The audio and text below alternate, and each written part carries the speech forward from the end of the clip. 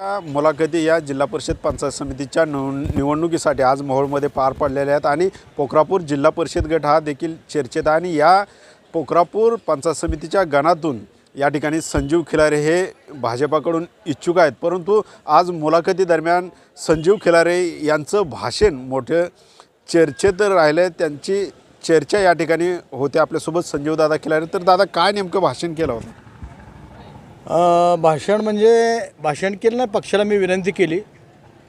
गेली 25-30 वर्ष मी या तालुक्यामध्ये राज्यामध्ये सामाजिक समतेसाठी, सामाजिक न्यायासाठी, वंचितांच्या प्रश्नावर सातत्यानं भांडत आलो आहे, रस्त्यावरची लढाई करत आलो आहे। या तालुक्यामध्ये सगळ्यात महत्त्वाचा विषय असा होता की मला एक दलित चळवळीतला कार्यकर्ता म्हणून काम करत असताना सामाजिक सद्भावना नांदावी, जाती धर्मात दंगे होऊ नयेत, वाद होऊ नयेत, अशा पद्धतीची भूमिका घेऊन मी आणि माझ्या असंख्य बांधवांनी या ठिकाणी काम केलेलं आहे। आणि गेली 10 वर्ष मी भाजपाकडून काम करत असताना पक्षानं मला सुरुवातीला दिलेली जबाबदारी मी प्रामाणिकपणानं आणि निष्ठेनं पार पाडल्यामुळं मला पक्षानं विविध पदावरती संधी दिलेली आहे। सुरुवातीला मी पक्षाचा कार्यकारिणी सदस्य होतो, अनुसूचित जाती मोर्चाचा, पुन्हा भाजपा अनुसूचित जाती मोर्चाचा मला सचिव करण्यात आलं, पुन्हा पक्षानं मला सोशल मीडियाचा अनुसूचित जाती मोर्चाचा राज्याचा प्रभारी करण्यात केलं। संबंध देशामध्ये राज्याची सोशल मीडिया टॉपच्या 5 मध्ये गणली गेली होती आणि त्याच्यानंतर मला प्रदेश उपाध्यक्षाची जबाबदारी आहे।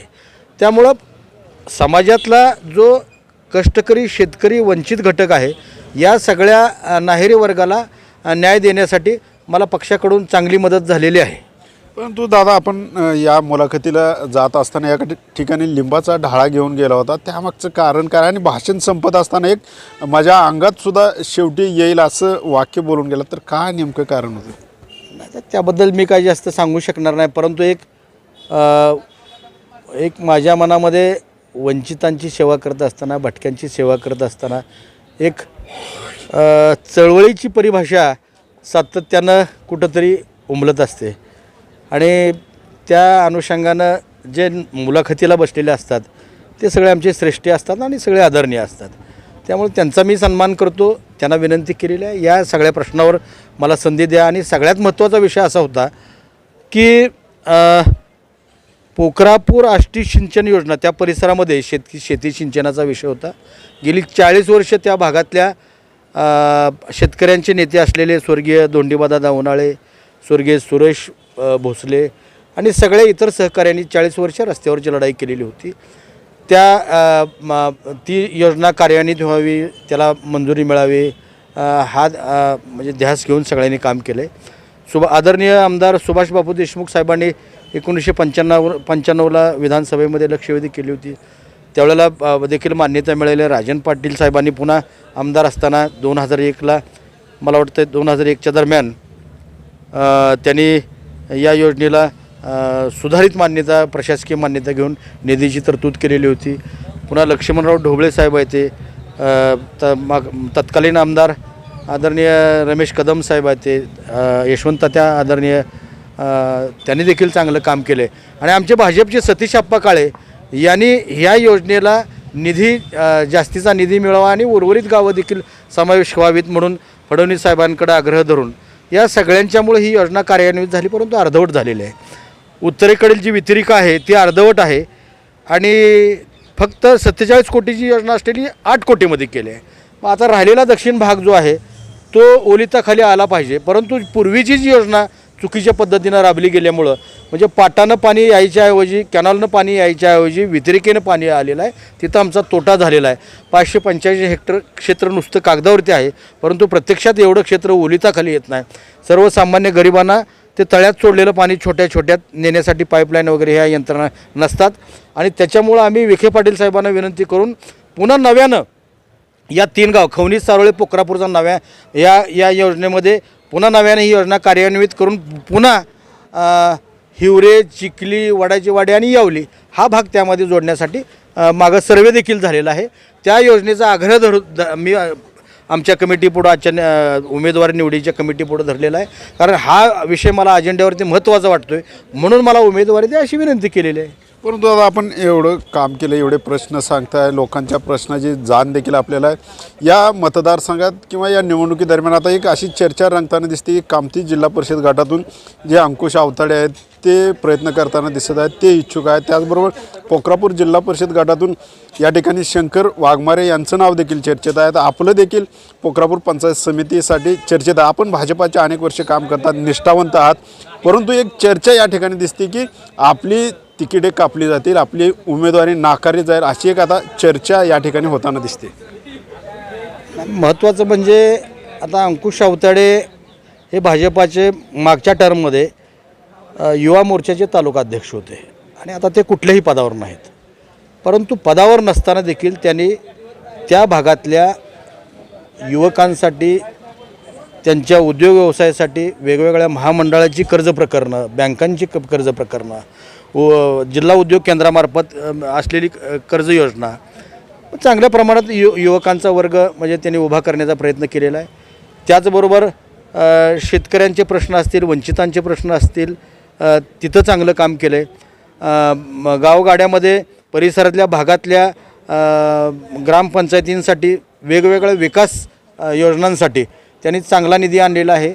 माझं तर असं म्हणणं आहे की आता सध्याचे आदरणीय आमदार खरे साहेब त्यांच्याहीपेक्षा जास्त निधी अंकुश आवताडे साहेबांनी तिथं खेचून आणलेला आहे. आणि परवा अतिवृष्टीमध्ये शिना नदीला जो महापूर आलेला होता, भीमा नदीला जो महापूर आलेला होता, त्यामध्ये विस्थापित झालेली शेतकऱ्यांची कुटुंब, त्यांच्या निवाऱ्याचा प्रश्न असेल किंवा त्यांच्या शिधा अन्नधान्य देण्याचा विषय असेल किंवा त्यांच्या एकंदरीतच आरोग्याचा विषय असेल, अशा सगळ्यांना आरोग्य शिबिरं भरवून किंवा अन्नधान्याच्या किट्स पोचवून किंवा निवारा ब्लँकेट्स वगैरे शेड उभारून अतिशय चांगलं काम अंकुश आवताडेने केलेलं आहे. आणि अंकुश आवताडे गुणी चांगला कार्यकर्ता आहे, त्यामुळे ते त्यांचं तिकीट कापण्याची शक्यता माझ्या मते मुळीच नाही आणि कापूही शकणार नाही. असा एक चांगला गुणी कार्यकर्ता तो तिथं, त्यांची मंडळी तिथं दावेदार आहे.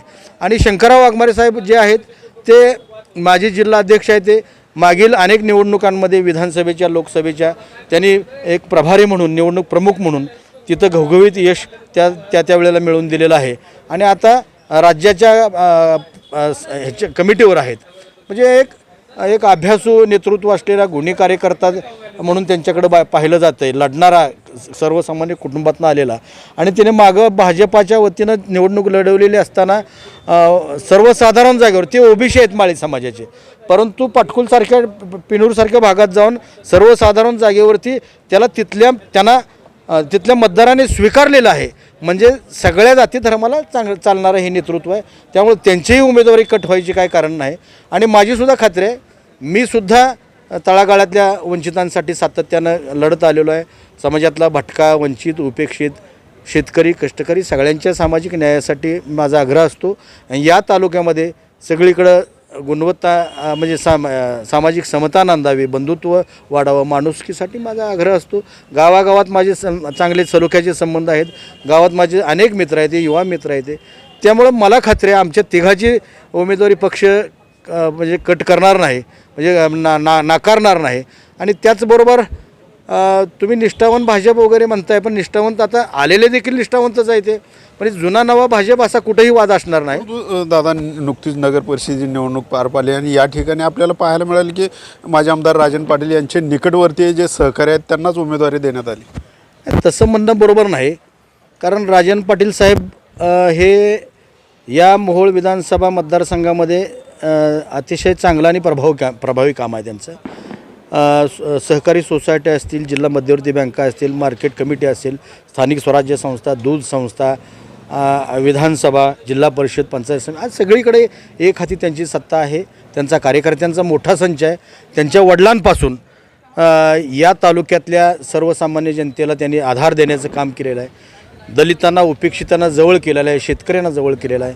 आणि सगळ्या जाती धर्माशी नाळ असलेला एक नेता आणि सर्वसामान्याला न्याय देणारा नेता म्हणून आम्ही त्यांच्याकडे पाहतो. आणि ते भाजपामध्ये यावेत म्हणून पक्षाच्या आमच्या सगळ्या वरिष्ठांनी देखील आग्रह धरलेला होता, आम्ही देखील आग्रह धरलेला होता.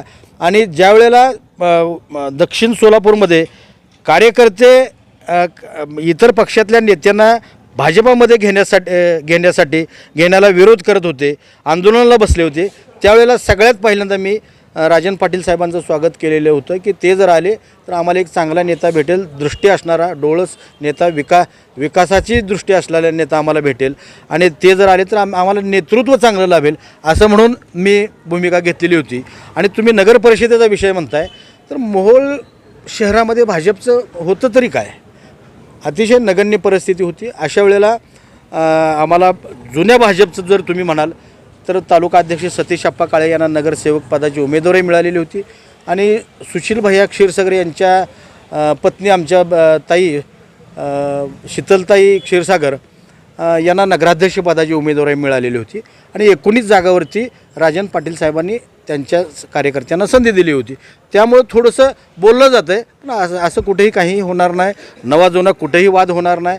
सगळ्या आमच्या या सगळ्या कार्यकर्त्यांना आधार देण्याचं काम, त्यांना मार्गदर्शन करण्याचं काम आणि सगळ्यांचं या तालुक्यातल्या भाजपाचं नेतृत्व आदरणीय राजन पाटील साहेबांकडेच आहेत.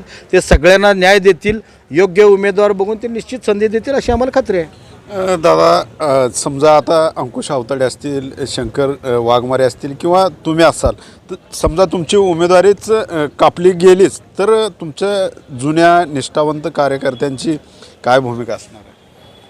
नाही, आम्ही भाजपाचे तर आम्ही निष्ठावंत कार्यकर्ते आहोत.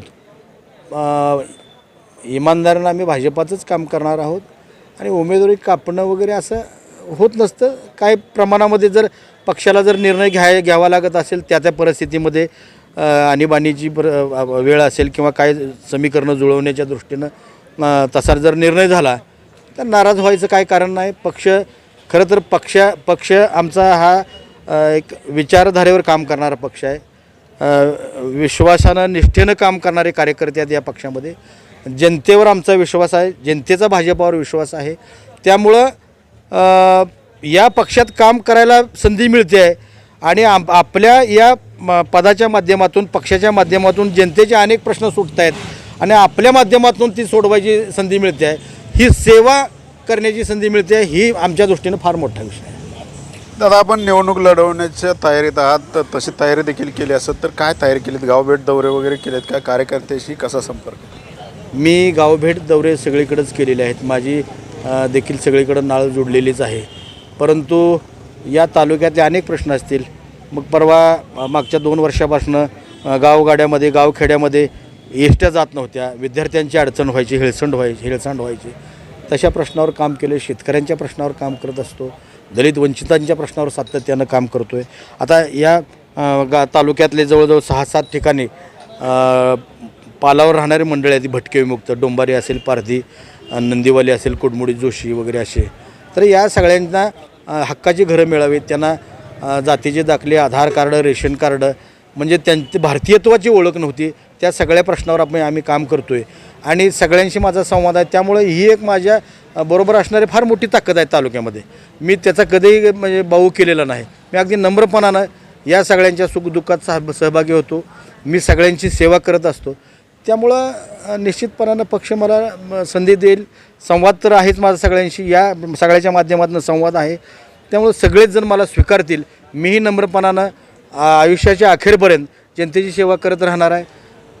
दादा, आपण सावधानतेच्या भूमिकेत दिसत आहे. आपण नुकत्याच महापालिकेच्या निवडणुका पार पडल्या, यामध्ये भाजपाच्या अनेक निष्ठावंतांनी गोंधळ घातल्याचं पाहायला मिळालं. संभाजीनगर असेल किंवा इतर अनेक ठिकाणी भाजपच्या निष्ठावंतांनी गोंधळ घातला. तसाच गोंधळ आता या ठिकाणी देखील आपल्याला जिल्हा परिषद पंचायत समितीमध्ये पाहायला मिळेल का? सोलापुरात तर एका निष्ठावंत कार्यकर्त्याने आत्मदहनाचा देखील इशारा दिला होता. थोडंसं काय होतं की अगदी भाजपाचा कार्यकर्ता तर खरं तर मुशीतनं तयार झालेला असतो. घरदार त्याचा कधी विचार करत नाही, ऊन वारा पावसाचा विचार करत नाही आणि एक झपाटून जाऊन देशसेवा म्हणजे देशाच्या निष्ठेला भाजपामध्ये प्राधान्य आहे, पक्षाला प्राधान्य आहे आणि मग आपण असतो. आणि त्यामुळं थोडंसं कार्यकर्ता भावनिक होतो. त्या अनुषंगानं थोडंसं मग आंदोलनं किंवा आत्मदहन करतो असं थोडंसं होत असतं. परंतु ते आपण कार्यकर्त्याची भावना समजून घेतली पाहिजे. त्याच्या कार्यकर्त्यांनी पक्षाकडं भांडायचं नाही तर कुणाकडं भांडायचं? पक्षाकडं तर दाद मागितली पाहिजेच, परंतु थोडंसं असं आतताईपणानं दाद मागणं बरोबर वाटत नाही. परंतु अशा कार्यकर्त्यांच्या निष्ठावंतांच्या देखील दाद मागणं व्यथा साहजिक समजून आहे. घेतल्या पाहिजे. आयुष्यभर त्यांनी काम केलेलं असते. पक्षाकडून काहीतरी अपेक्षित असतं, त्यांना काहीतरी मिळणं पण गरजेचं असतं. मग तसं होताना होत नाही, मग असे उद्विग्न होणारच आहे. नाही, उद्विग्न मी तेच म्हणालो की कार्यकर्ता उद्विग्न होणं हे स्वाभाविक आहे, तो त्याचा हक्क आहे. परंतु टोकाची भूमिका न घेता पक्षाला जरूर मांडलं पाहिजे. पक्षाचे काय संबंध असताना ऐन वेळी प्रवेश केल्यानं तुम्ही उमेदवारी देता. नाही, मी म्हणालोच की काहीतरी बेरीज करायची असते. तिथं बेरजेतून मग तिथं आपला विजय फार महत्त्वाचा असतो. बेरजेला किंमत असते, बहुमताला किंमत असते. मग असं महानगरपालिका असेल, पंचायत समिती असेल किंवा जिल्हा परिषद, तिथं आपल्याला बहुमत प्राप्त करण्यासाठी म्हणून निष्ठावंतांनी होत नुसत्या सतरंजा उचलायच्या आणि मंत्री कार्यक्रमाला आले की पुढारी आले की त्यांच्या मागे पळायचे का आम्ही निष्ठावंत म्हणून? मला तर आनंद वाटेल. निष्ठावंत आम्ही आहोतच. आम्हीच टाकलेल्या सतरंजीवर येणाऱ्यानंतर इमानदारीनं बसलं पाहिजे आणि पक्षाच्या माध्यमातून जनतेची सेवा केली पाहिजे. आमची धारणा आहे, सतरंज्या उचलाव्या लागल्या तरी आम्हाला काय अडचण नाही. पण निष्ठेनं काम करणाऱ्या कार्यकर्त्याला निश्चितपणानं पक्ष संधी देतो. मुंबईला एक उदाहरण आहे की टपरीवाल्याला भाजपानं उमेदवारी दिली, तो निवडून आला. रिक्षा ड्रायव्हरला उमेदवारी दिली, तो निवडून आला. माणसामध्ये भाजपाच्या ओठावर नसानसात भाजपाचं कमळ रुजलेलं आहे. आपण जर पाहिलं तर या ठिकाणी नुकत्याच महापालिकेच्या ज्या निवडणुका पार पडल्या यामध्ये भाजपांच्या निष्ठावंतांचा प्रश्न ऐरणीवर होता आणि निष्ठावंतांनी प्रचंड असा गोंधळ घातला होता. त्यांची ऐनवेळी तिकिटे किंवा उमेदवारी नाकारली गेली होती. त्यामुळे मंत्र्यांच्या अंगावर देखील हे कार्यकर्ते धावून गेले होते. अक्षरशः भाजपाच्या ऑफिसमध्ये देखील त्याने गोंधळ घातला होता. परंतु आता देखील जिल्हा परिषद पंचायत समितीच्या निवडणुकीत निष्ठावंत आणि जुन्या आणि नवे कार्यकर्ते यांचा आता गोंधळ पाहायला मिळणार आहेत. आणि नव्याने जे प्रवेश केलेले यामध्ये भाजपमध्ये आलेले नेते आहेत ते जुन्यांची उमेदवारी कापताना आपल्याला पाहायला मिळत आहेत. परंतु काय चित्र घडेल हे आता निवडणुकीत किंवा या उमेदवारी जाहीर झाल्यानंतरच स्पष्ट होईल. BCG न्यूजसाठी अशोक कांबळे, सोलापूर. नमस्कार.